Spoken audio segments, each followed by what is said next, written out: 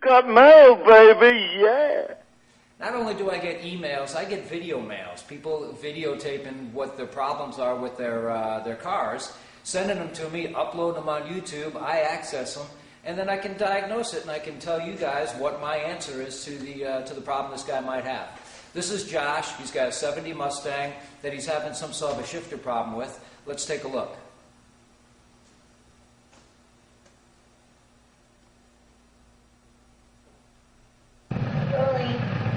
Hey Chris, it's Josh down here, back in Tucson, Arizona. I've got some rattling issues going on in my shifter here. I'm going to try and see if you can hear him and see what's going on once this light turns green.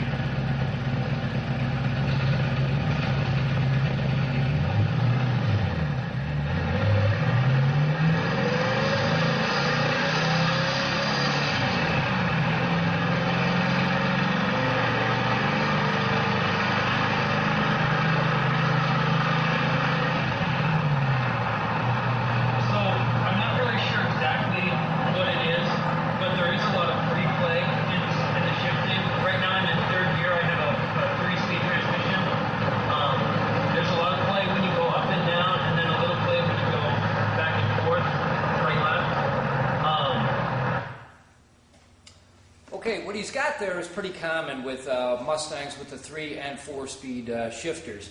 I got a shifter here on the table that I'm going to take apart a little bit and show you what I think the problem is. These original shifters were just held in by 2 bolts. The stock was held into the shifter assembly, which has 2 bolts on the upper end, which was easily to take out. I love these original shifters. They're so much better than the replacement Hurst shifters, believe me. And this thing was kind of just wedged in there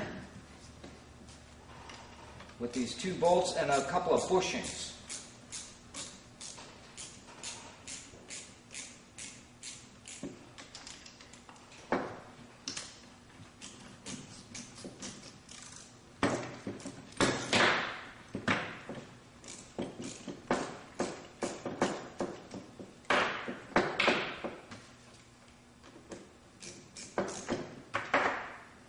There's a couple of different things going on here.